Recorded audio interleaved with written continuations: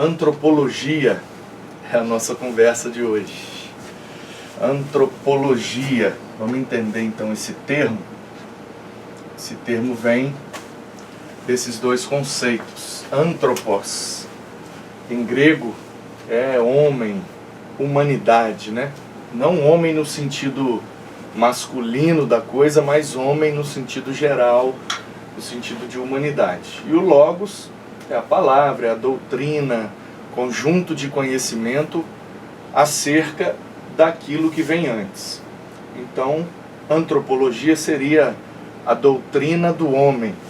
É o que a Bíblia ensina, o que a Bíblia fala sobre a humanidade. Qual é a origem do homem, a natureza do homem, o propósito e tudo que envolve o ser humano na perspectiva bíblica. Então, essa matéria, essa doutrina também poderia se chamar antropologia bíblica, porque é o que a Bíblia ensina sobre o homem. Então, para começar a nossa conversa, vamos ler esse texto. Vamos começar do começo, né? Vamos começar lá do Gênesis. Gênesis 1,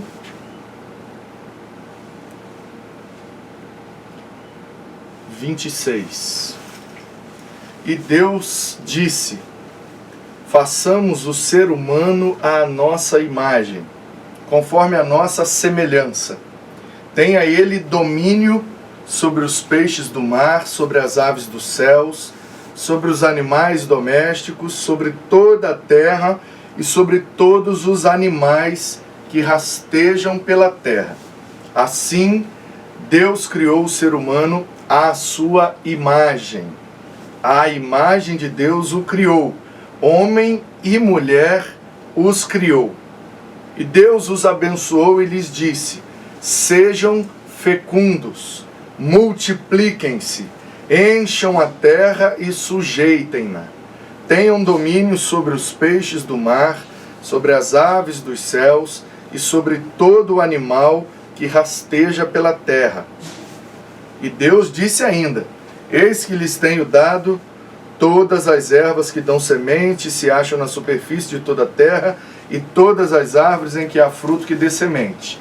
Isso servirá de alimento para vocês e para todos os animais da terra, todas as aves dos céus e todos os animais que rastejam sobre a terra em que há fôlego de vida. Toda a erva verde lhes servirá de alimento. E assim aconteceu.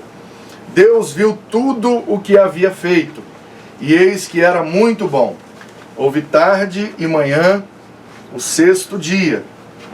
Assim foram acabados os céus e a terra e tudo que neles há. E havendo Deus terminado no sétimo dia a sua obra que tinha feito, descansou nesse dia de toda a obra que tinha feito. E Deus abençoou o sétimo dia e o santificou, porque nele descansou de toda a obra que como Criador tinha feito. Esta é a gênese dos céus e da terra quando foram criados, quando o Senhor Deus os criou. Não havia nenhuma planta do campo na terra, pois ainda nenhuma erva do campo havia brotado, porque o Senhor Deus não tinha feito chover sobre a terra, e também não havia ninguém para cultivar o solo. Mas uma neblina subia da terra e regava toda a superfície do solo. Então o Senhor Deus formou o homem do pó da terra, e lhe soprou nas narinas o fôlego de vida, e o homem se tornou um ser, ou como diz na outra versão, uma alma vivente. Pois bem, é assim que começa a nossa conversa, entendendo a origem do ser humano. Então essa pergunta aí parece simples, parece boba, mas ela traz algo muito interessante para nós. Por que é que nós somos chamados de seres humanos?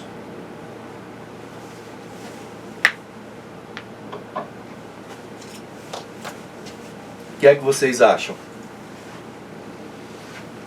Seres humanos. espécie de ser vivente?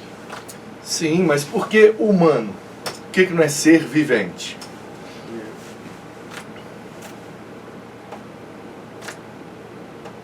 Percebe?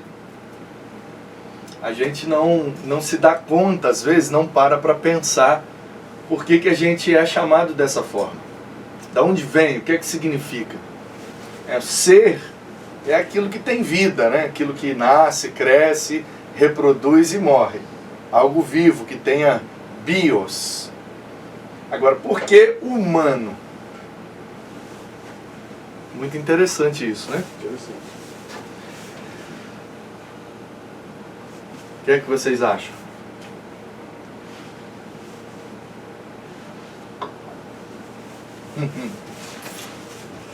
A raiz dessa palavra humanos é a palavra humus. Humano quer dizer feito de humus. Humus é terra, barro.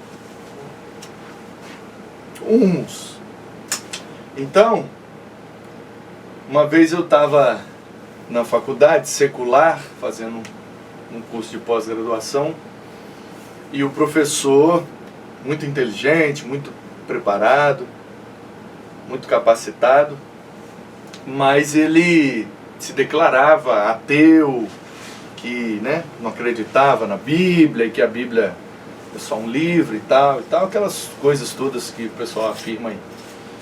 E aí, de repente, ele dando a aula, aí chegou num slide em que ele falava da humanidade. Aí eu pedi a ele a palavra e fiz a pergunta. Eu falei: professor, o senhor disse que não acredita na Bíblia. Então o senhor não acredita que o homem veio da terra, do barro, né? Ele: claro que não, o homem veio de uma evolução e etc, etc, etc. Darwin, Lamarck e tal. Daqui a pouco a gente vai ver um pouco disso também. E aí eu falei: bom, então por que é que o senhor usa esse termo humanidade? Se o senhor não acredita que o homem veio da terra, o senhor deveria usar um outro termo, porque esse termo humanidade significa que veio do humus. Então o senhor está concordando com a Bíblia, mesmo sem saber, ué. E aí ele ficou meio assim: é mesmo, nunca tinha parado para pensar nisso. Então, às vezes a gente não se dá conta, né?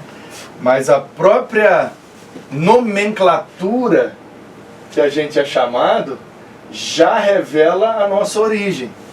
A gente veio do humus. Então vamos começar com o livro do Meyer Pillman, que a gente está usando para essa matéria de teologia sistemática, usando como base junto com os outros livros.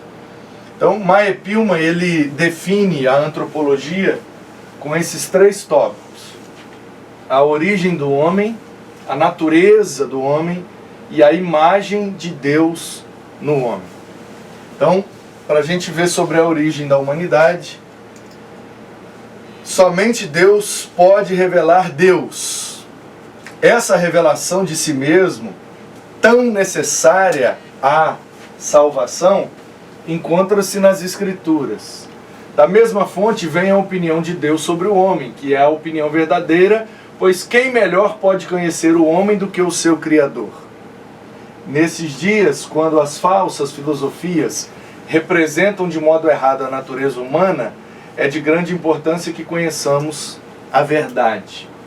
Assim, iremos compreender também as doutrinas sobre o pecado, juízo, salvação, as quais se baseiam no ponto de vista bíblico da natureza do homem.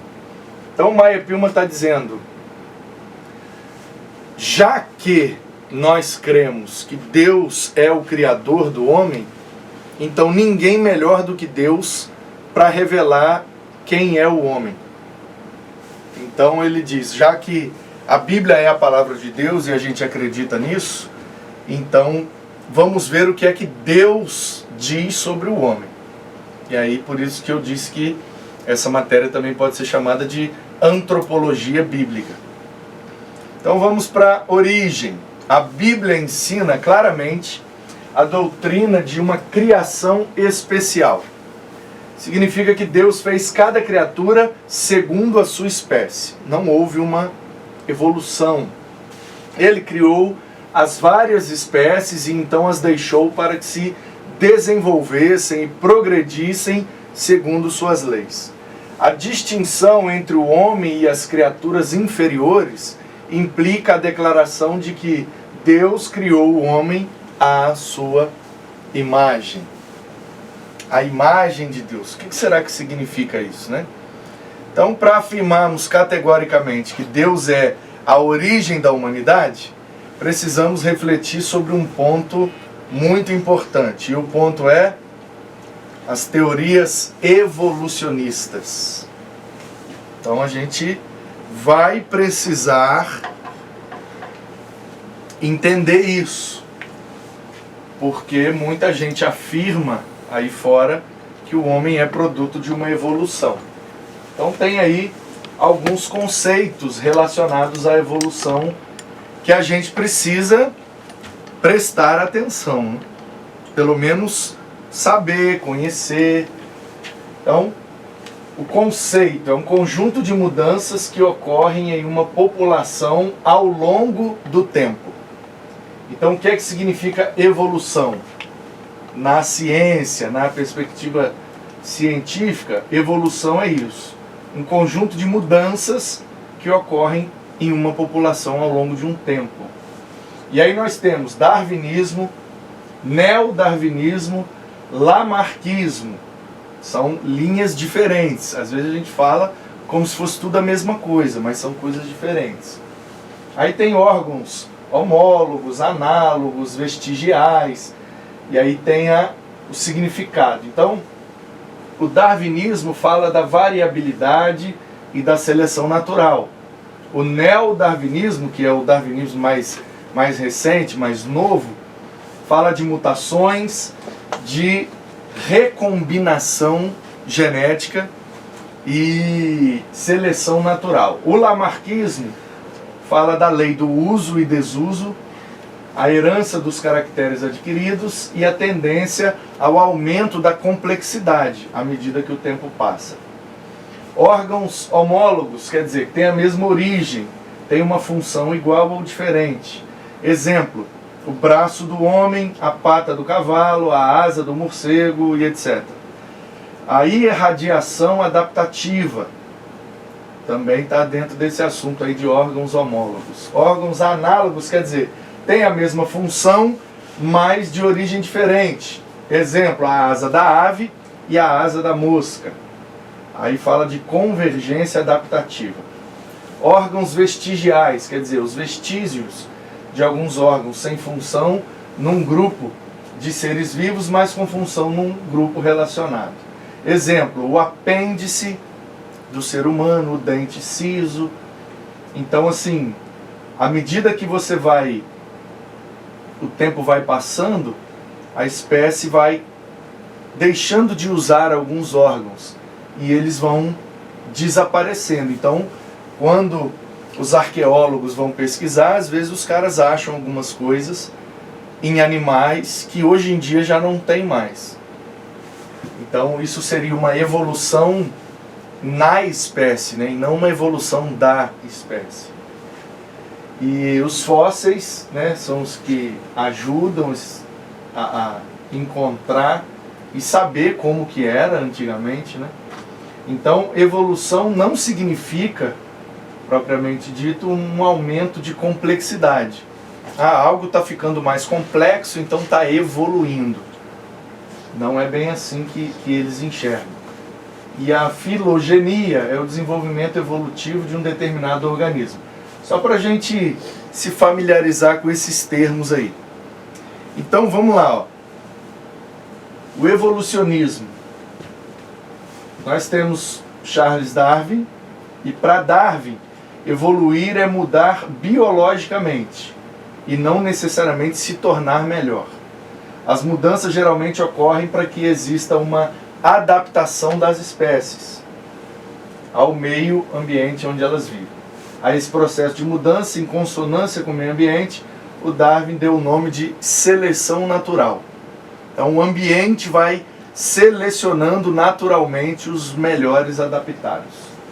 Então, Evolucionismo, uma teoria elaborada e desenvolvida por diversos cientistas para explicar as alterações sofridas pelas diversas espécies. E uma polêmica constante na teoria evolucionista está relacionada com os seres humanos. No que se refere à evolução de homens e mulheres, o evolucionismo indica que nós temos um ancestral comum com algumas espécies de macacos, como o chimpanzé. Então, vamos começar com o darwinismo, só para a gente entender. Quem foi o Darwin? Então, porque darwinismo é o nome dado à teoria que esse cara começou. E note que é uma teoria, não é uma tese, não é assim um fato definido. É uma teoria, uma possibilidade. Então, esse nome foi dado porque ele propôs, para explicar como ocorre a evolução das espécies, e essa teoria criou a forma após esse naturalista inglês realizar uma viagem ao redor do mundo a bordo de um navio, e segundo ele haveria uma luta pela sobrevivência e apenas aqueles com características mais vantajosas poderiam sobreviver e se reproduzir. Então, segundo Darwin, depois de várias gerações, características seriam passadas e as espécies ficariam muito diferentes umas das outras. E aí nós temos o neodarwinismo, que é a teoria baseada no darwinismo, mas que nega a hereditariedade dos caracteres adquiridos, privilegiando como fator principal da evolução a seleção natural, incorporando conhecimentos da genética e da biologia molecular. Então, como recentemente a ciência evoluiu, tem mais condição de analisar coisas que o Darwin não tinha. Então, por isso que o pessoal pegou o que o Darwin deixou e progrediu no conhecimento, usando a tecnologia que tem hoje, e essa linha então é chamada de neodarwinismo. Então, para o Darwin, havia uma seleção natural, que é um dos mecanismos condutores do processo evolutivo, que por sua vez é a mudança das populações ao longo do tempo. Ela consiste no processo pelo qual os indivíduos de uma população que estão mais bem adaptados a determinada condição do ambiente são favorecidos por possuírem mais chances de sobreviver e reproduzir mais do que os não adaptados, ou menos adaptados. Então, qual é a ideia? Para o Darwin, havia girafas com pescoço longo e havia girafas com pescoço curto. Com o passar do tempo, as que tinham pescoço longo podiam comer no chão, mas também podiam comer na copa das árvores. Então, com o tempo, as de pescoço longo foram sobrevivendo mais, porque tinham mais acesso à alimentação, foram se reproduzindo mais, com mais saúde e em maior quantidade, de forma que com o tempo as girafas de pescoço menor desapareceram. Isso é o darwinismo. A seleção natural. Existem espécies com características diferentes dentro da mesma espécie, e o ambiente naturalmente vai selecionando aqueles que têm características que o privilegiam em relação aos outros. Então, um exemplo é o da girafa. Então, comparando Lamarck com Darwin, porque o Lamarck, muitas coisas que o pessoal atribui ao Darwin é do Lamarck. Então, por exemplo, para usar aquela figura da girafa, para o Darwin, o meio exerce uma seleção natural que favorece os indivíduos portadores das características mais apropriadas. Então, para o Darwin, tem duas girafas, pescoço longo e pescoço curto. A de pescoço longo foi privilegiada, por isso ela sobreviveu. Para o Lamarck, não. O meio cria necessidades que induzem mudanças.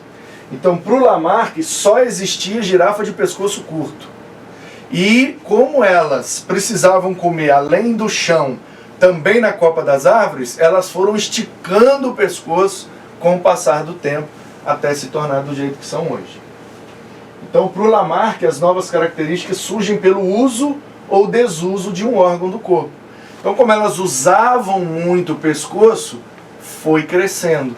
E à medida que elas foram se reproduzindo, essa característica de pescoço longo foi passando, mas é claro que nós estamos falando de um processo que dura, na perspectiva deles, né, milhares e milhares e milhares e milhares de anos. Não é assim, 2, 3 gerações já cresceu o pescoço, né? Então, as características adquiridas são transmitidas aos descendentes, segundo Lamarck. Já para o Darwin, existe a variabilidade. Então, tem todas as características e aqueles que têm mais vantagens vão sobrevivendo mais, vão reproduzindo mais e no final das contas só sobram aqueles mais evoluídos. Então nós temos teorias evolucionistas, ó. Temos essas 4. Temos outras, né? Mas basicamente essas 4. O fixismo. Fixismo vem da palavra fixo mesmo, quer dizer que Deus ou o ambiente, seja Deus ou não, mas as espécies foram feitas de maneira fixa. Tem essa espécie, tem aquela espécie, aquela, e não tem uma mutação de uma espécie para outra, uma evolução. Então os seres vivos foram criados por Deus do jeito que são hoje. Não há transformismos, porque os seres são imutáveis. Então Deus fez a girafa com um pescoço longo e por isso que ela tem um pescoço longo e ponto final. Aí o lamarquismo, os seres vivos mudam de acordo com o ambiente, a lei do uso e do desuso. Então, por exemplo, já existem pessoas que nascem sem o apêndice no intestino. Porque o que é o apêndice? Você tem o intestino, né? Eu sei o que é apêndice porque eu tive apendicite, supurada, quase morri. Então vamos imaginar que você tem aqui o intestino, né? E aí ele faz aquela confusão toda e tal. E aí antes dele descer para o reto, né? Que é onde sai pelo ânus, aqui ó, você tem um apêndice. Uma pontinha que sai do intestino. Por isso que chama apêndice. É uma pontinha assim. Apêndice quer dizer aquilo que está grudado, né? Que sai, mas não está solto, está grudado. Um apêndice. Então você pode ter apêndice num livro, que é uma parte do livro que vem grudada, mas ela não é parte do livro, mas vem junto do livro grudada ali. Então, o que acontece? Aqui em cima, vamos supor que aqui seja o estômago. Então o estômago é o órgão que faz a digestão, né? Ele digere aqui os alimentos com a ajuda do suco gástrico e tal, o alimento desce. Mas não são todos os alimentos e não é tudo que a gente ingere que o estômago digere. A gente ingere, mas nem tudo digere. Por exemplo, um caroço de uva, de tomate, unha, gente que come unha, né? Ou, sei lá, coisas mais ligadas a celulose, né? Coisas que o nosso estômago tem dificuldade de digerir. Então, assim, milho, por causa daquela capinha do milho ali, se não estourar aquela capinha também não digere. Então, o que acontece? Aquilo que o estômago não digere, desce inteiro. Pequenininho, mas desce. Então ele vai descendo, e aí quando chega aqui, aquele, por exemplo, caroço de uva que você engoliu e o estômago não digeriu, quando chega aqui ele cai, porque ele é feito de um jeito assim que as fezes vão passando e aí aquela coisa vai caindo, vai pesando, né, o caroço, e aí ele plum, cai ali no apêndice. Então o apêndice seria um segundo estômago, um estômagozinho pequenininho que fica pulsando assim, ó. E aí ele vai usando o próprio caroço para triturar o outro caroço e vai triturando, e aí o que vai sendo digerido, né, ali vai desfazendo, vai subindo, volta para as fezes e desce. Então é isso que é o apêndice. Para que servia isso? Porque no mundo antigo os alimentos não eram tão cozidos como hoje. O pessoal comia tudo cru. né, antes lá do fogo, até mesmo depois que descobriram o fogo, a dificuldade mesmo de manusear, né, essa coisa de panela e faca para cortar, isso foi com o tempo. Então qual é a ideia? O Lamarck diz o seguinte: com a evolução do homem, da tecnologia e no preparo dos alimentos, o apêndice foi caindo em desuso. Então os alimentos agora são todos molinhos, não precisa mais serem digeridos, né? O estômago dá conta praticamente de tudo. Então o apêndice foi caindo em desuso, ele foi ficando ali meio que preguiçoso, sem função, e aí é por isso que dá apendicite, porque a coisa vai caindo ali, né? Um caroço de uma coisa, de outra e tal, e vai acumulando e inflama, infecciona, e aí ele incha, aí tem que cortar e não faz falta nenhuma. Então já existem casos de gente que está nascendo sem o apêndice. Isso não é uma anomalia enxergando pela ciência. O Lamarck diz, já que está caindo em desuso, aí a genética do homem já vai entendendo aquilo, esse órgão não tem necessidade mais. Então essa característica vai passando, até que, segundo Lamarck, daqui a alguns milhares de anos o ser humano já vai nascer sem um apêndice e não vai ter mais, vai cair em desuso, vai desaparecer da espécie. Eu fui atendido por uma dentista e ela fez uma análise da minha boca e percebeu que eu nasci com menos dentes. E ela falou assim, você é um ser evoluído. Isso, eu também. Eu tenho dente de leite até hoje. Eu também. E os meus sisos eu não precisei tirar, eles entraram nos lugares certinho, não fez diferença nenhuma. Então a ideia é essa mesmo, igual o siso, é a mesma ideia. Por que existe o dente siso? Como os alimentos eram muito duros, comia tudo cru, carne crua, mandioca crua, abóbora, imagina, você comer tudo cru ao longo de muitos anos. Então os dentes vão ficando fracos, não tinha pasta de dente, não tinha fio dental, não tem como fazer higiene, os dentes iam cariando, iam quebrando e iam caindo. Então quando o cara chegava na fase adulta, a maioria dos dentes já tinha quebrado. Aí nasciam esses dentes maiores, mais fortes, mais robustos, para o cara continuar comendo ao longo da vida. Ou pelo menos mais um tanto, né?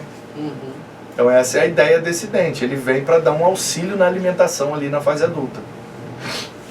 E aí a pessoa que nasce sem o siso, já é, na perspectiva científica, já é uma pessoa evoluída. Porque como agora os alimentos são macios e a gente tem como fazer higiene dos dentes, os dentes duram muito mais, então não tem mais necessidade do siso, por isso que todo mundo arranca sem dificuldade nenhuma.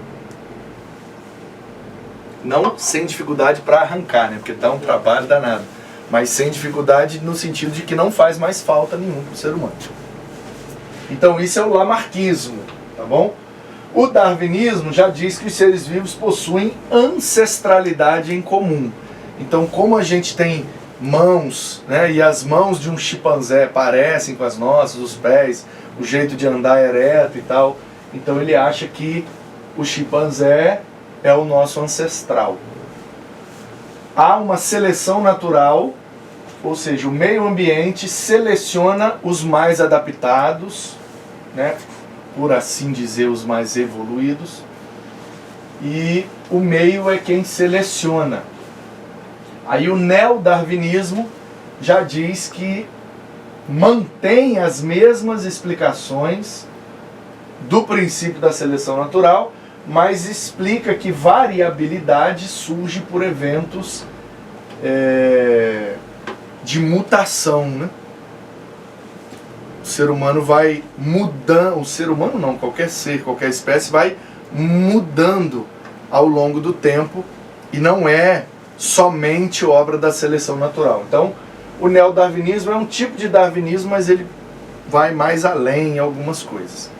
Então, só para a gente ter uma noção, né, do que é falado, do que existe por aí, porque às vezes tem gente que, né, vai dar uma aula de EBD, vai pregar, vai falar alguma coisa da Bíblia, e aí o cara fala, não, porque Charles Darwin, não sei o quê, porque o Darwin. Aí às vezes tem alguém lá que é aluno, né, de biologia, de odontologia, seja lá do que for, de medicina, aí vai ouvir e vai falar, não, isso daí não é Darwin, isso aí é Lamarck. Mas isso aí é uma perspectiva neo-darwinista, não é do Charles Darwin. Então às vezes a gente assim, né, acha que sabe, vai falando algumas coisas, né, vai reproduzindo alguns conteúdos, e a gente pode estar às vezes conversando fiado e, né? Então vamos voltar para a Bíblia. Então qual seria, dessas quatro, qual seria a teoria que os cristãos teriam mais facilidade de adotar? A teoria do fixismo, né? Que é uma teoria também. Quer dizer que os caras são mais inteligentes, melhores, formularam uma teoria melhor. Todas são teorias. Então, teoria por teoria, nós escolhemos a nossa. Então, para compreender melhor sobre a natureza do homem e seus elementos, é necessário algumas afirmações. Então, primeiro, Gênesis 2:7 traz a ideia do monismo. O que é o monismo? Mono é um, né? Monarquia é onde só um manda, o rei. Então, o que é que diz lá em Gênesis 2:7? Criou Deus o homem do pó da terra, né? Soprou o fôlego de vida e ele se tornou alma vivente.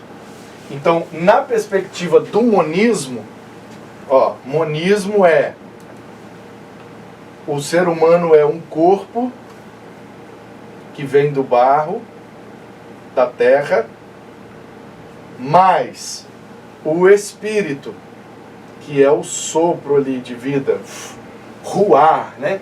Sopro, vento, o espírito, a palavra é a mesma. Então, quando juntou o barro mais o sopro, o resultado foi a alma vivente. Então a alma, na perspectiva monista, a alma é o resultado desses dois elementos. Corpo mais espírito igual a alma. Aí depois do monismo nós temos a dicotomia e a tricotomia. Então em Eclesiastes 12:7, por exemplo, diz assim, que o pó volte à terra que o deu e o espírito volte a Deus que o deu. Ou seja, o corpo que vem do barro, mais o espírito é igual ao homem. O ser humano é corpo e espírito. Duas naturezas, por isso dicotomia. Dois cótons, duas essências, duas naturezas. Então, e aí vem a tricotomia, que já é uma perspectiva do Novo Testamento. 1 Tessalonicenses 5:23, que Deus vos santifique em tudo, e que o corpo, a alma e o espírito de vocês. Então a tricotomia, o homem é corpo, mais espírito, mais alma, é igual ao homem. Então no monismo, o homem é uma alma, porque a alma é o resultado das duas naturezas. Então é uma coisa só. A alma é a integralidade do ser. Aí depois o homem passou a ser percebido com duas naturezas. E depois com três essências, três elementos, né? O físico, aqui é um físico material e o outro imaterial, né? Um que se vê, o outro que não se vê. Um pega, o outro não pega. E aqui esses dois elementos são imateriais. O homem é matéria e imatéria. Só que às vezes ele é uma coisa só, às vezes ele é duas, às vezes ele é três. E aí a grande questão é, qual das três que está certa?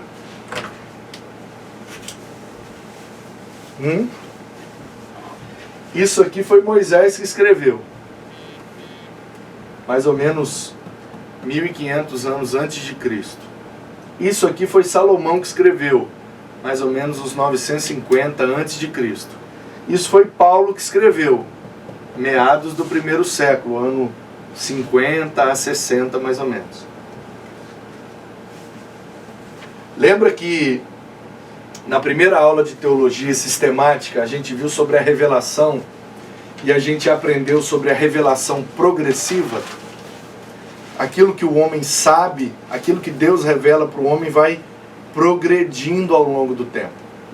Então uma geração sempre sabe mais de Deus do que a outra, porque pega tudo que a outra deixa e acrescenta aquilo. Então, qual dessas três linhas está certa? As três estão certas. Cada uma no seu tempo. Houve um tempo em que o ser humano era compreendido dessa forma. Depois foi expandindo o conhecimento, Deus foi se revelando mais, e aí passou a entender dessa forma, e agora a gente entende dessa forma. Onde alma aqui é a totalidade do ser, mas alma aqui já é aquela questão ligada às emoções, né? Psique é a palavra grega. Então, aqui é o físico, aqui é o espiritual, aqui é o emocional, o sentimental, aquilo que o homem tem como característica pessoal, aquilo que é dele de fato. Então, não tem aqui uma discussão qual que está certa, qual que está errada. Não. Claramente você vê, uma de Gênesis, o outro é de Eclesiastes, o outro é de Tessalonicenses. Claramente você vê aqui uma progressão no conhecimento. Então, a gente não precisa brigar. O ser humano gosta de brigar, né? Não, esse aqui está certo, aquele está errado, blá blá blá. Não, cada um está certo no tempo em que foi escrito. Beleza? É como a teologia. Teologia do Antigo Testamento e teologia do Novo Testamento. Então, quando Saul ficou lá possesso, a Bíblia diz, um espírito mau da parte do Senhor. Aí no Novo Testamento, quando alguém fica possesso, fala que é um demônio. É a mesma criatura que possui. Só que num tempo é chamado de um jeito, no outro tempo é chamado de outro jeito. Então a compreensão vai aumentando e aí vai mudando. Então não tem muito essa de certo e errado. As três estão na Bíblia, então as três estão certas. Só que aqui é um tempo do Egito, Moisés, o homem era compreendido dessa forma. Por isso que eles fazem a mumificação das pessoas. Para poder, já que o homem é uma coisa só, se a gente manter ele, pode ser que ele volte, né? E aí, depois o homem passou a ser compreendido com esses dois elementos, porque nem tudo é físico, tem coisa, né, que é espiritual, o Salomão percebeu isso, e depois o homem é compreendido com essas três essências, porque além da questão espiritual, tem também a questão emocional. Então é uma contribuição dos gregos aí nessa história. Então, habitando a carne, existe o Espírito dado por Deus em forma individual. O Espírito foi formado pelo Criador na parte interna da natureza do homem, capaz de renovação e desenvolvimento. E esse Espírito é o centro e a fonte da vida humana. A alma possui e usa essa vida e lhe dá expressão por meio do corpo. No princípio, Deus soprou o espírito de vida no corpo inanimado, e o homem foi feito alma vivente.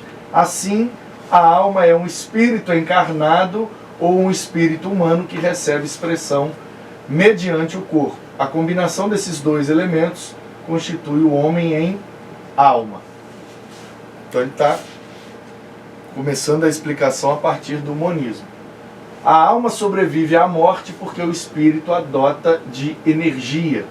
No entanto, a alma e o espírito são inseparáveis, porque o espírito está entrosado e confunde-se com a substância da alma.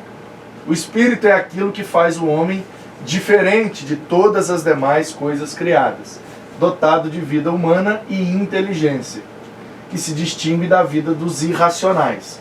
Os irracionais têm alma, mas não têm espírito. Então, por que é que alguns animais conseguem demonstrar emoção? Alegria, tristeza. Aí o pessoal fala, olha, como que esse bichinho é irracional? Sim, ele é irracional, mas ele é emocional. Ele tem alma. mas não tem espírito. Então, como é que a gente diferencia, né? O espírito do homem, quando se torna morada do Espírito de Deus, é o centro de adoração, de oração, cântico, bênção e de serviço. É assim que o Novo Testamento revela. Conforme as influências respectivas que o dominem, se o homem permitir que o orgulho o domine, ele tem um espírito altivo. Mas ele também pode ter um espírito perverso, espírito rebelde, espírito impaciente, perturbado, contrito e humilde. A Bíblia usa esses termos, né?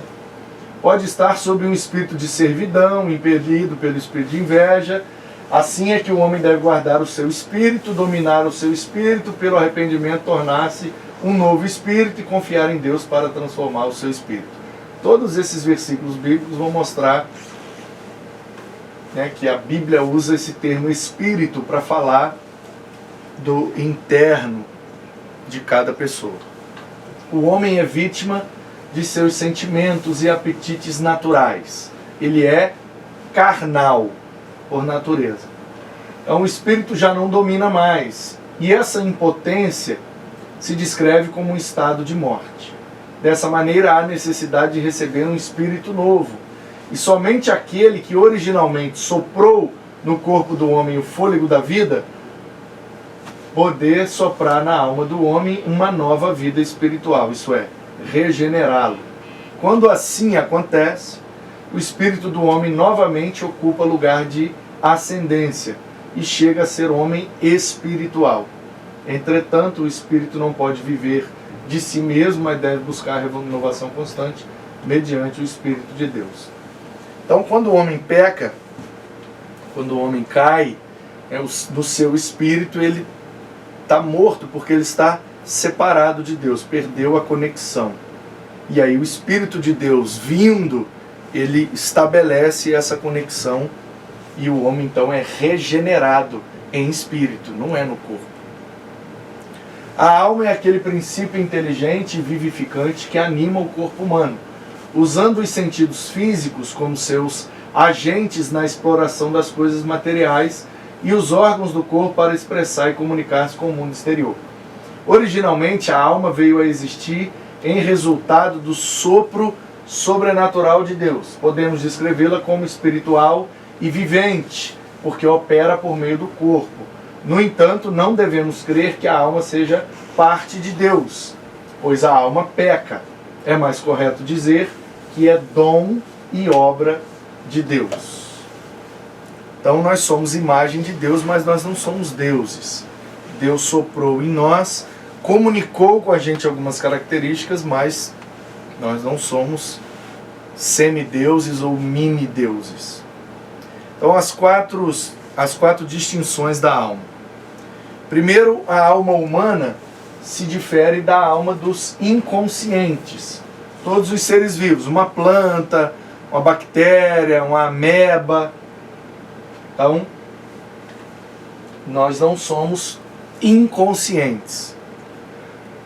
Depois, a alma do homem também se difere dos irracionais. Ou seja, os animais, tá vendo? Ó? Eles são irracionais, mas eles são conscientes. Então, um cachorro, um gato, né, um papagaio, assim, esses animais que já demonstram mais afetividade, já significa que eles têm uma alma, mas eles são irracionais. Então não é que eles não sejam conscientes. Uma coisa é ser irracional, outra coisa é ser inconsciente. Eles têm consciência de si, eles desenvolvem afetividade, mas eles continuam irracionais. É simples. É só você dar um papel e uma caneta, um papel e um lápis na mão de qualquer animal. Ai, mas olha como eles não são irracionais. São irracionais. Você der um papel e um lápis, eles não vão fazer nada com aquilo. Vai rasgar, vai quebrar. Agora, você pega um bebezinho, você dá um papel e uma caneta, ele já escreve. Ele já tem parece que a noção de que aquilo serve para escrever, para deixar algo escrito. Então, Os animais não escrevem, não desenham, não têm falas desenvolvidas, características de racionalidade. Então, o homem também se difere dos outros homens. Não é porque Deus soprou em Adão que todo mundo tem uma alma igual. É individual. E também se difere dos outros seres criados, seres espirituais ou angelicais. Então, por exemplo, eu tenho alma. A minha alma me difere de todos os seres vivos, inclusive dos conscientes, porém irracionais. A minha alma me difere dos outros seres humanos e a minha alma me difere de todas as criaturas espirituais, anjos, demônios. Nós somos indivíduos e a alma é dada individualmente a cada pessoa. Então, 3 características do corpo humano. Primeiro, como casa, depois como invólucro e como templo. Então a Bíblia mostra essas 3 perspectivas do corpo humano. Então, é uma casa no sentido de que nós habitamos nesse corpo. É um invólucro porque ele é a limitação.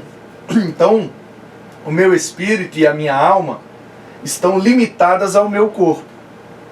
Então, assim, eu vou tocar aquele quadro. Então não tem como a minha alma tocar lá, o meu espírito toca. Não, está limitado ao meu corpo. É o invólucro. Ou seja, esse é o meu limite. Eu estou aqui dentro. Isso aqui me limita a fazer, a desenvolver e etc.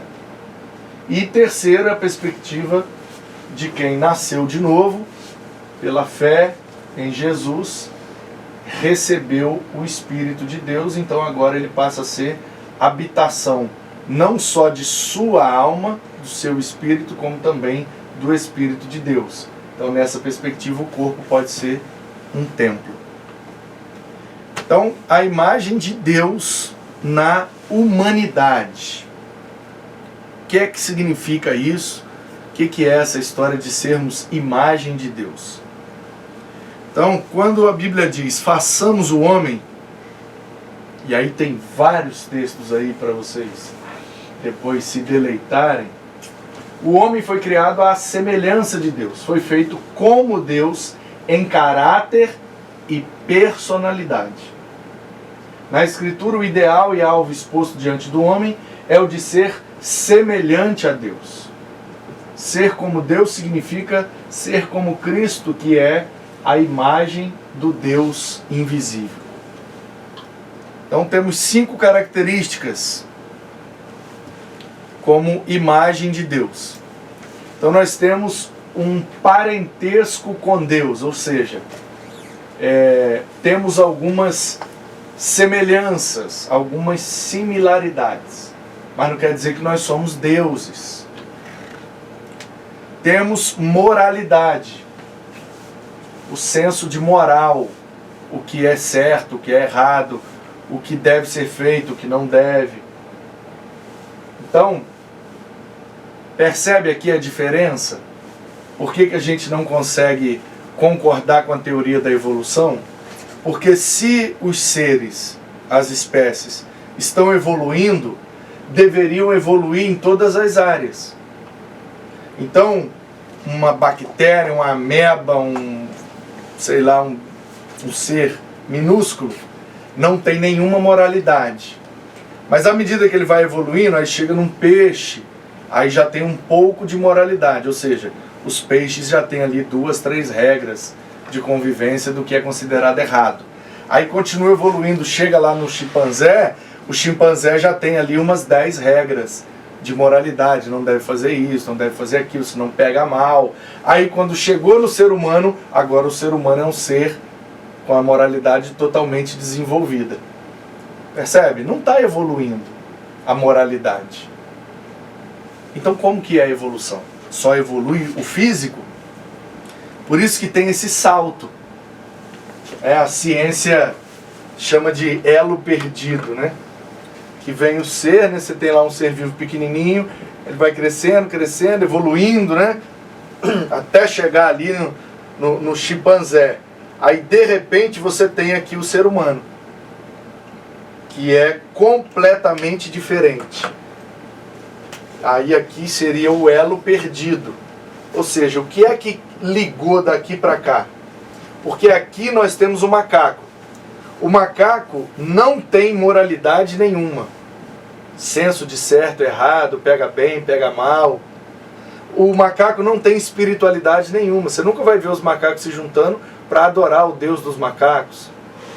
Os macacos não têm racionalidade nenhuma. Eles não têm um alfabeto, um conjunto de palavras que significam algumas coisas.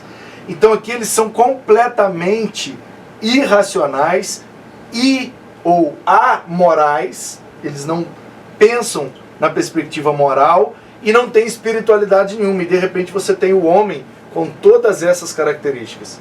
Então onde é que está a transição daqui para cá? Porque é muita diferença. Então, como é que a gente explica isso? Nós somos semelhantes a Deus. O único ser criado por Deus que recebeu semelhança dele foi o homem. Por isso o homem é tão diferente de qualquer animal. Por mais, entre aspas, né, evoluído que seja. Então a questão da razão, a imortalidade e o domínio. Olha o tamanho de um elefante. Olha a força de um leão. Como é que a gente consegue dominar esses bichos tudo? E se a gente quisesse, a gente matava todos os animais que existem. Os animais têm dificuldade de se matar um ao outro. Mas se a gente quisesse, a gente matava tudo. A gente conseguiu dominar sobre todos eles. Então, olha só o que a gente desenvolveu. Ó. A gente vai passar uma manhã inteira numa sala. Ou vai estar calor. Aí a gente desenvolveu um equipamento que torna a temperatura da sala mais agradável. Eu preciso colocar algumas coisas para as pessoas lerem aquilo que eu estou falando para ajudá-las a compreender melhor. Aí a gente fez um quadro que escrevia com giz, depois o quadro que escreve com pincel. Aí a gente já desenvolveu agora fazer tudo antes e quando o projeto ali já está tudo pronto, com imagem, com cores, com tudo. Percebe como a gente vai desenvolvendo ferramentas para facilitar a nossa vida? Nenhum animal faz isso. O cachorro estiver com calor, ele vai ficar com calor. Ele não vai desenvolver um equipamento para diminuir o calor dele. Quanto tempo que já existe cachorro? Eles nunca desenvolveram algo para facilitar a vida deles. Eles continuam comendo, vivendo, caçando, fazendo tudo do mesmo jeito que sempre fizeram. Mas o ser humano sempre para caverna, aí mata um bicho, pega o couro para se vestir, aí tá com frio, bota 3, 4, 5 couro de bicho para se esquentar. Os animais não fazem isso. Não tem nenhuma razão. Não conseguem dominar sobre as coisas da Terra. Então por isso que nós somos seres completamente diferentes dos outros seres. Biblicamente a gente explica isso porque somos imagem e semelhança de Deus. Então ser imagem de Deus quer dizer, você consegue ver. Então, por exemplo, não sei vocês, mas eu nunca vi o Faustão pessoalmente, fisicamente. Eu nunca estive com ele no mesmo ambiente. Mas se ele entrar aqui agora, eu sei que ele é o Faustão. Por quê? Porque eu conheço a imagem dele. Qualquer artista, qualquer ator que a gente só vê pela televisão, Neymar, por exemplo, eu nunca tive no mesmo ambiente que o Neymar, que o Romário, que seja lá quem for, entendeu? Mas eu conheço eles, não é que eu conheço eles, eu conheço algumas características deles, através da imagem que eu vi deles. Então é isso que o homem é de Deus, imagem. olhando para o homem, a gente pode conhecer algumas características de Deus. Mas não é o próprio Deus. Deu para entender? Então é nisso que somos imagem, é nisso que nós somos semelhantes, porque recebemos algumas características que são os atributos que ele comunicou para nós. Na aula de teontologia a gente viu os atributos de Deus. Tem os incomunicáveis, que ele não comunica com ninguém, que é soberania, onipotência, onipresença, onisciência, infinitude, ele é infinito, ele é eterno. Nós somos finitos, né? Nós não somos onipresentes, oniscientes, onipotentes. Agora, tem atributos que ele comunicou: amor, graça, misericórdia, bondade, justiça. Então, nós recebemos, porque ele comunicou com a gente algum desses atributos. Atributos que os animais nenhum têm. Compaixão, misericórdia. Ah, mas o cachorrinho ficou com dó do outro e puxou o outro e tal. Sim, porque eles são seres emocionais, conscientes, mas eles são irracionais. Tanto que eles desenvolvem sexualidade, eles brigam, eles fazem tudo, mãe com filho, pai com filha, com tudo, cresceu, eles não têm nenhum senso de moralidade, de o que pode, o que não pode, o que está certo, o que está errado. Então, é um salto muito grande. Por isso que não tem como, biblicamente, a gente acreditar que está sendo uma evolução. Então, agora, olhando para o livro do Millard Erickson. E aí a gente terminou o Maya Pilma, agora a gente vai ver os outros livros. Então vamos ver agora como fica a antropologia do Millard Erickson, nesse livro aí, Introdução à Teologia Sistemática. Então a antropologia é a parte 5 do livro dele, e ele chama de A Humanidade. Aí ele faz uma introdução falando, né, da origem e tal, Gênesis, mais ou menos igual a que o Maya Pilma fez. E aí ele fala sobre as imagens da humanidade. O ser humano traz algumas imagens. A perspectiva cristã da humanidade, o relato bíblico da criação e o significado teológico da criação. Aí ele vai trabalhar a ideia do propósito, que o ser humano foi criado para se relacionar com Deus. E ele se relaciona através da adoração, da oração, ele pode conversar com Deus, né? Esse é o propósito principal. Claro que o homem tem vários propósitos, né? Ele foi criado e ele faz muita coisa, mas o principal propósito é se relacionar com Deus, principalmente através da adoração. E aí, segunda parte, então, que é o capítulo, né, ali tem capítulo 17, 18 e 19, da parte 5, que é sobre o homem. A imagem de Deus no homem, aquela questão que a gente já falou, né, simboliza Deus, lembra Deus, tem características que foram dadas por Deus, mas não são nem semideuses, nem mini-deuses. Passagens bíblicas importantes, né? A gente já trouxe vários versículos. Concepções da imagem, avaliação dessas concepções.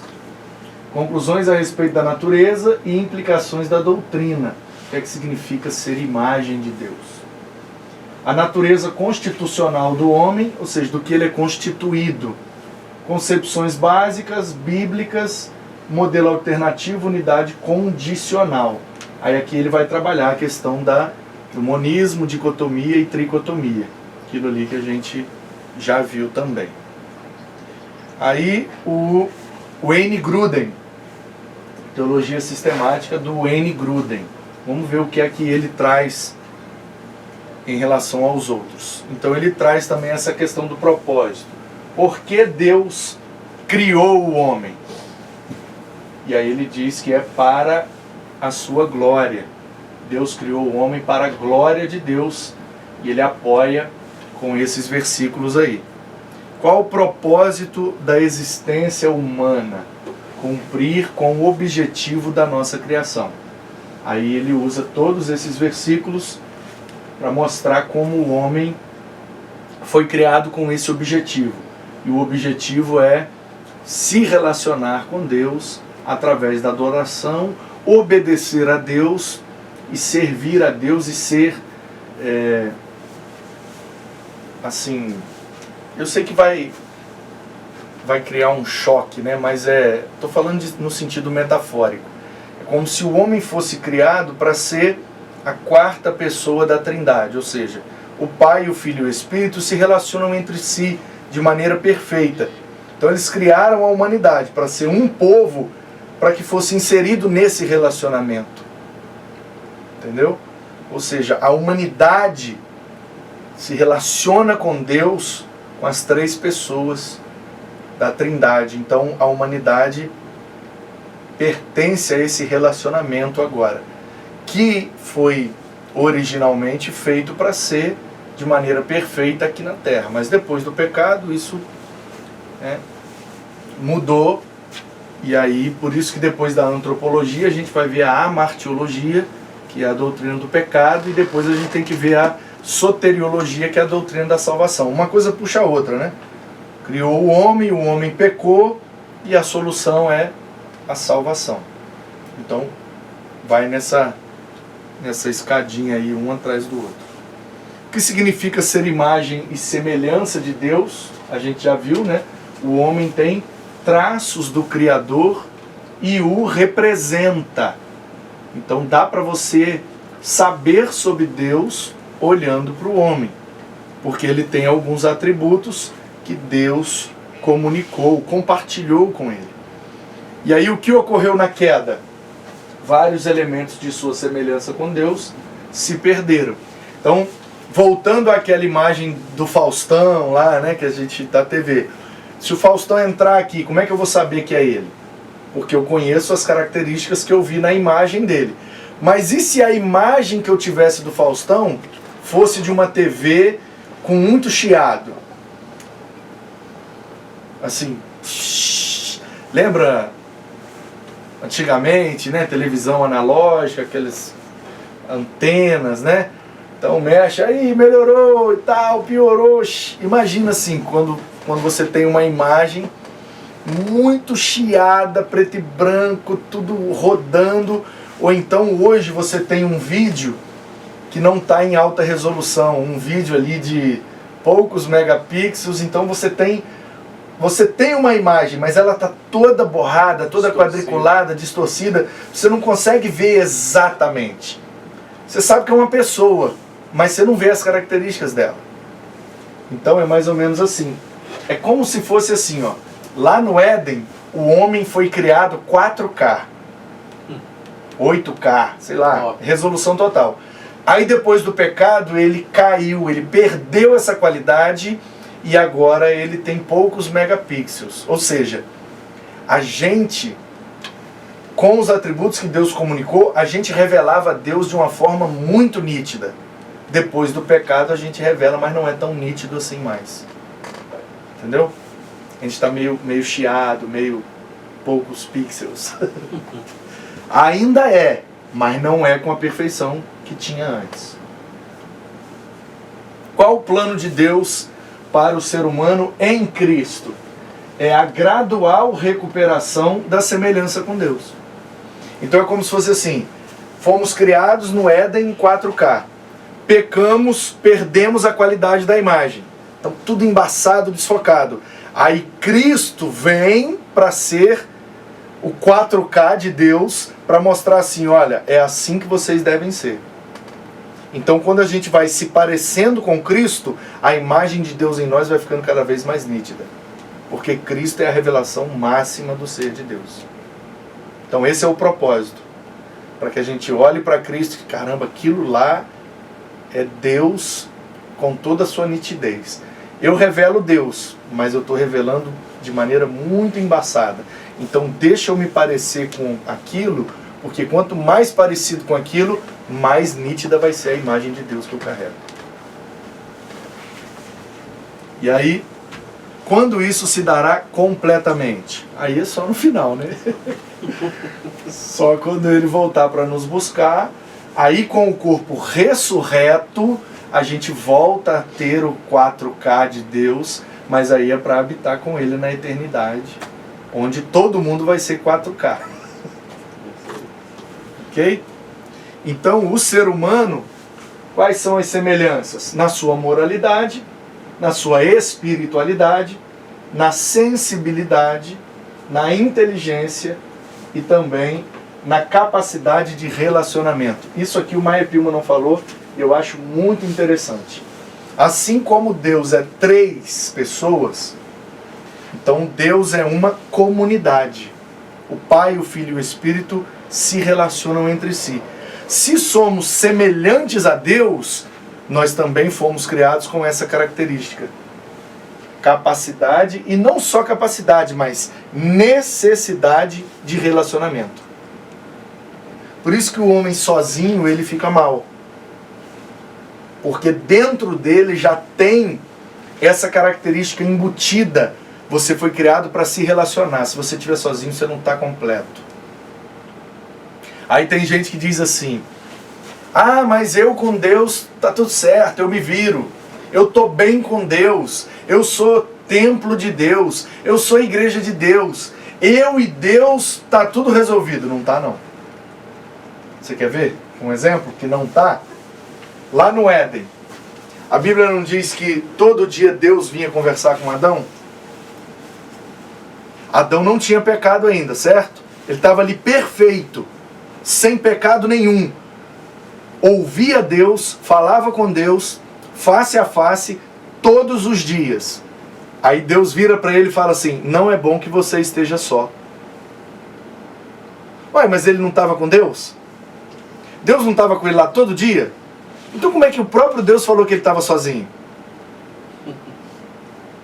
Deu para entender? Ou seja, eu criei você para se relacionar comigo, mas eu criei você para se relacionar com o seu semelhante também.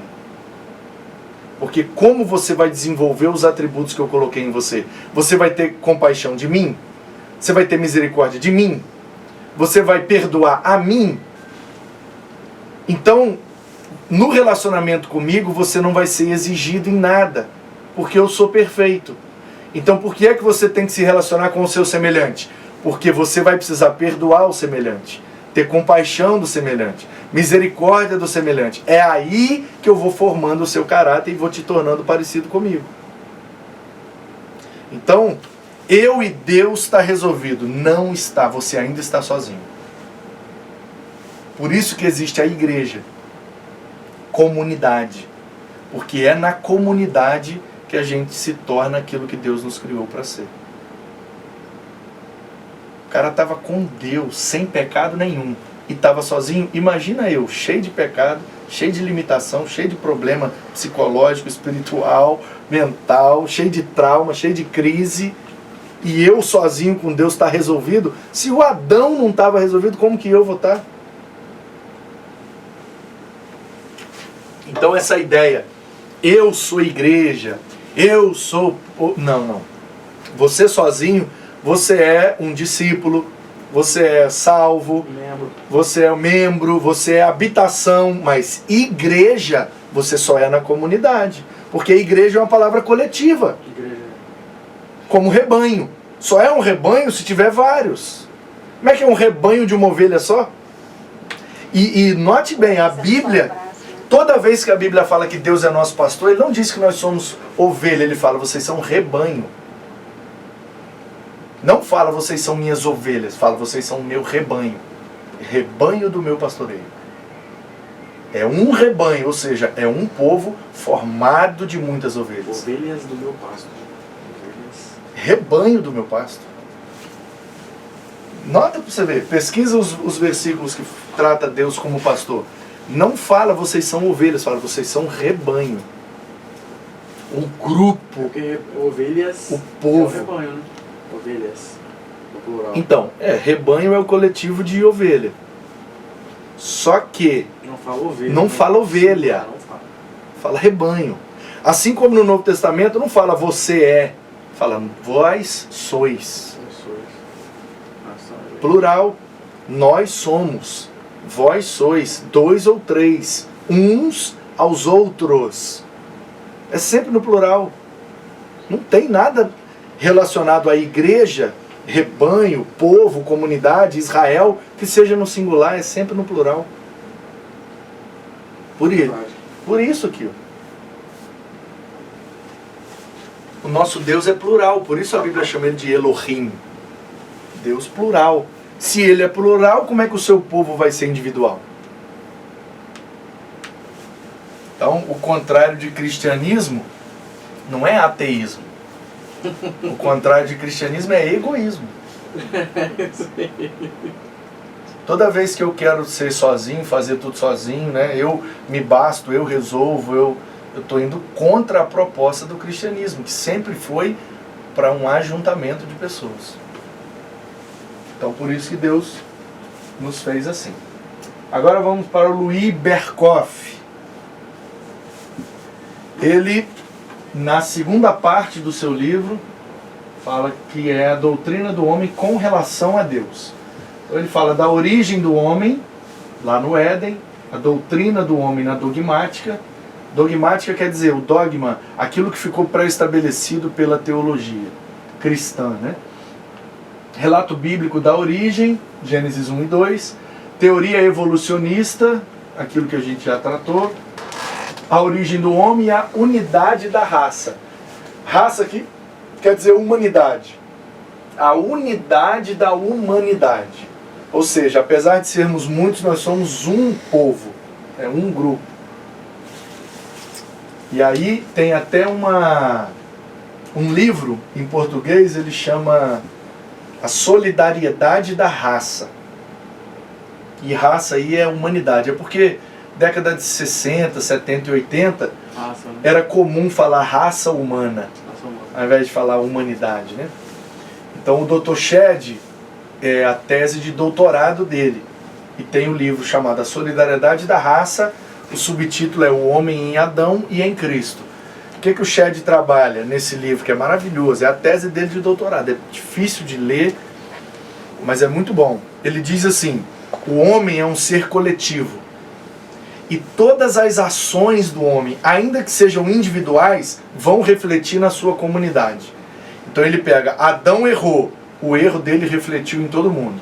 Aí Cristo acertou, o acerto dele agora reflete em todos os que creem.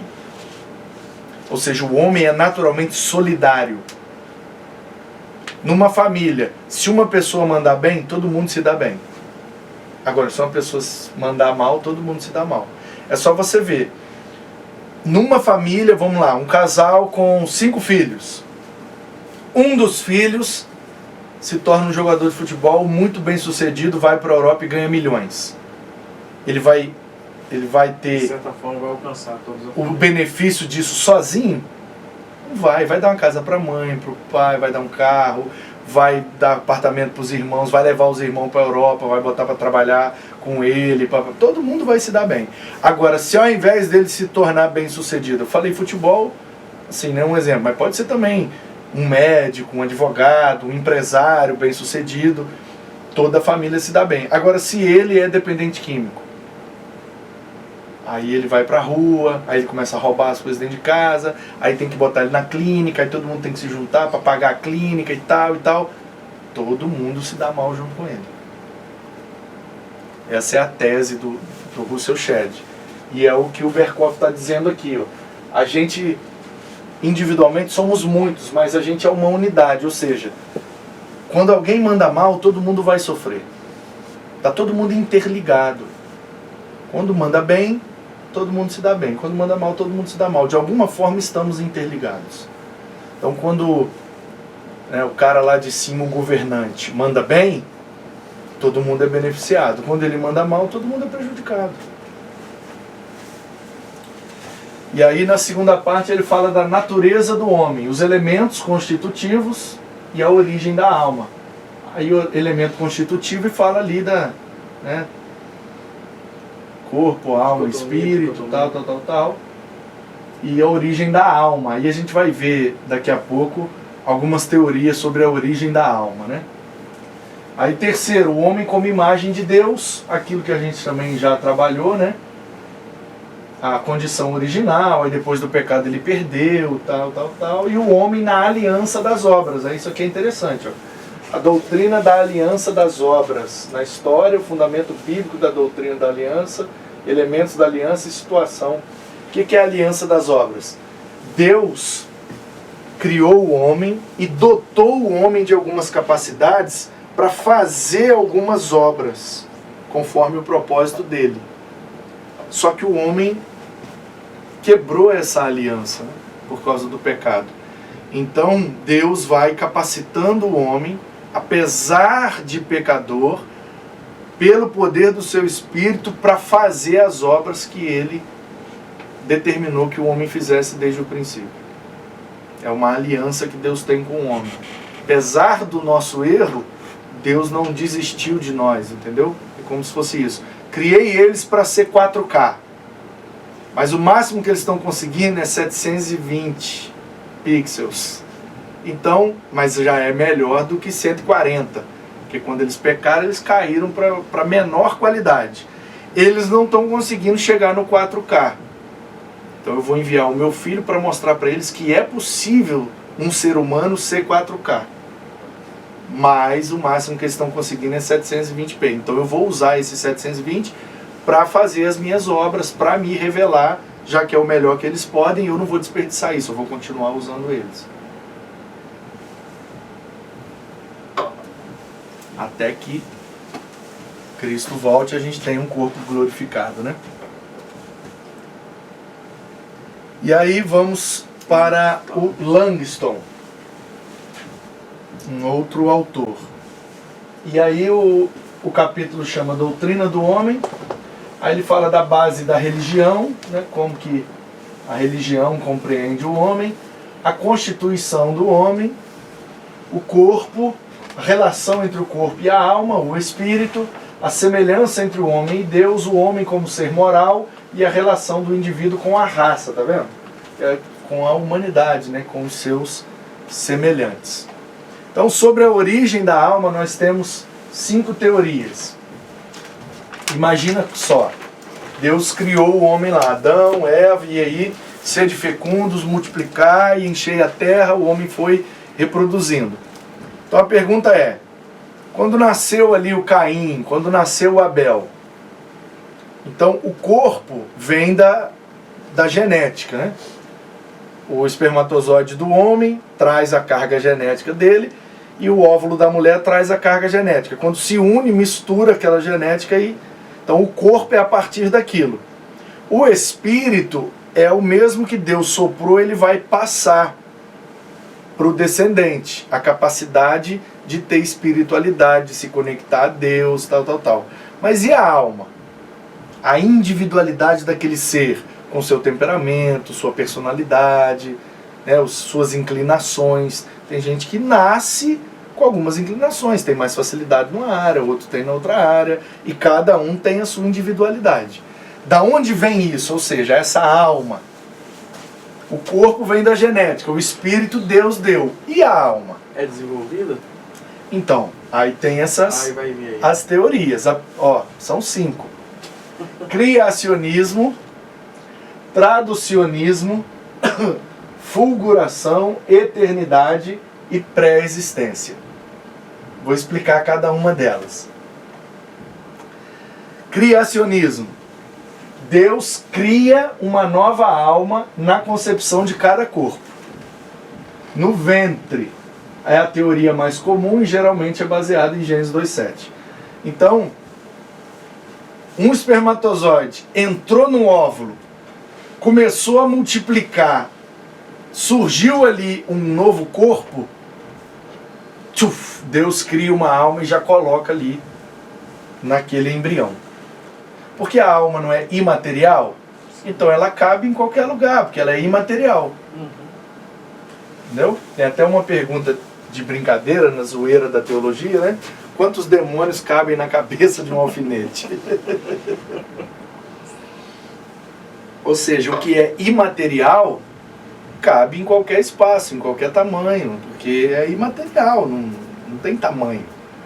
Então, formou ali o embrião, é uma nova pessoa sendo formada, Deus cria e coloca ali a alma dessa nova pessoa. E essa nova alma é uma alma zerada. Zerada. Aí, traducionismo. Agostinho, influenciado pelos estoicos. Aí, Manu, você estava olhando estoicismo lá esses dias? Defendiam essa teoria, dizendo que o ser humano, tanto material quanto imaterial, são formados no ventre por procriação e tradução dos pais, seres físico-espirituais. Ou seja, então, quando um homem com espermatozoide fecunda o óvulo de uma mulher, ali começa um novo ser. E aí essa teoria diz, ali começa um novo ser com os 3 elementos. A carga genética de um com a do outro dá o corpo. O espiritual que um tem soma o espiritual de um mais do outro. E a alma soma a alma de um mais a do outro e dá um novo ser. Nos 3 elementos, o que um trouxe e o que o outro trouxe. Então, cada um colabora com a parte material, espiritual e emocional. Então, a alma do filho é o resultado da união das almas dos pais. Do tradicionismo. Traduz, né? Ou seja, passa de um para o outro. É isso que significa traduzir, né? Quando você traduz, né, na língua, você traz de um idioma para o outro, né? Passa de um idioma para o outro. Isso que é traduzir. Então a ideia aqui de traduzir é passa do pai para o filho. Então, o corpo é 50% da genética do pai e 50% da genética da mãe. O espírito é 50% do espírito do pai e 50% do espírito da mãe. E a alma, 50% da alma do pai e 50% da alma da mãe. Junta nas 3 naturezas. Os 3 elementos do homem é metade de cada um. E Deus já deu essa capacidade lá no Éden. É isso que essa teoria explica. Aí tem a fulguração. Leibniz supôs que toda a criação, inclusive a humanidade, foi feita por fagulhas do próprio ser de Deus. Fulgurar é brilhar, né? Brilhar tanto que cintilante, assim, solta fagulhas. Então o poder de Deus é tão grande que ele não contém nele mesmo e aí fulgura, sai dele. Então toda a criação é a partir dessa fulguração de Deus. E assim também é a alma do ser humano. Do mesmo jeito que ele criou o ser humano, ele deu ali na criação a capacidade de ser uma alma vivente. Então, se ele for procriando, os filhos, os descendentes, serão almas viventes igual aquele ali do Éden. A eternidade. Platão e outros filósofos afirmavam que a substância da alma, entre aspas, né, é eterna, proveniente de Deus e semelhante em sua natureza. Assim, toda alma humana é eterna em Deus. Do mesmo jeito que Deus soprou o Espírito, naquele sopro veio também junto a alma. Então, eternamente, ou seja, da eternidade, quando Deus soprou o fôlego de vida, esse fôlego trouxe o elemento espiritual e trouxe também o elemento emocional. Então, a origem é Deus. E quando ele sopra o fôlego de vida, esse fôlego vem com espírito e alma ao mesmo tempo. E a pré-existência. Justino, Clemente e Orígenes, 3 pais da igreja, né, do período da patrística ali, os 3, 4 primeiros séculos da igreja, né, afirmavam que a alma humana foi criada à semelhança da substância angelical. Após a queda dos anjos, os homens assumiram corpos físicos que sinalizam sua degradação e descendência. Quando Deus criou os anjos, criou os homens também. Espírito e alma. Aí como pecaram, então eles tiveram que morar dentro desse barro agora, como um castigo da sua rebeldia contra Deus. Meio doido, né? Mas no segundo, terceiro e quarto século da igreja, a maioria pensava assim. Então o grande lance aqui é como ali. Não é a gente brigar para ver quem está mais certo. É entender que em algumas fases da igreja, em alguns períodos, tinha-se mais facilidade para acreditar de um jeito ou de outro. Então não tem assim uma coisa muito bem definida, sabe? Então a gente tem liberdade de olhar para alguma dessas linhas e falar assim, eu tenho mais facilidade de acreditar que é desse jeito. Sem problema. Você pega e ensina. Então aqui estão todas as possibilidades. Todas elas fazem parte da história da teologia da igreja. Em algum momento da história da igreja, alguma delas estava mais em ênfase. Hoje em dia, né, o criacionismo está mais em ênfase, mas não quer dizer que ele é mais certo. Quer dizer que hoje a gente tem mais facilidade de acreditar assim. Mas tem gente que tem facilidade de acreditar de outro jeito também. Então, é só para a gente saber que existem várias linhas e que são possibilidades, né? E nessa quinta teoria aí da pré-existência, o que fica claro, assim, que se formou a alma com esse castigo dos anjos habitar num corpo da Terra? Então, o pessoal que defende essa é a ideia de que muita coisa que aconteceu na eternidade não está registrado na Escritura. Ou seja, entre Gênesis 1:1 e Gênesis 1:2 aconteceu tudo muita isso. Coisa. A queda dos anjos, a queda do homem, entendeu? A rebelião. Então, no princípio criou Deus os céus e a terra. A terra era sem forma e vazia. Se ele criou, já está sem nada. Né? Entendeu? Então é só para a gente ter noção, né, de que existem várias e escolher uma. Se você tiver que ensinar, ou você ensina todas e deixa a pessoa escolher, ou você escolhe uma, encontra textos bíblicos para embasar e vida que segue. Tá bom? Sobre o homem, alguma dúvida, alguma questão que não foi falada? A origem, o propósito, a natureza, né, a formação do homem. Acho que o que falta agora é só pegar aqueles versículos bíblicos, né, e ir lendo um por um para entender melhor. E aí esses slides depois são enviados. Né? Você que está assistindo aí pela internet, vai entrar aí o número do meu WhatsApp. Se você quiser todos esses conteúdos, os livros, todo o material em PDF, pode ser enviado para você. É só você pedir nesse WhatsApp. É o meu contato, pastor Manu Mesa Barba. Terei o maior prazer de te enviar.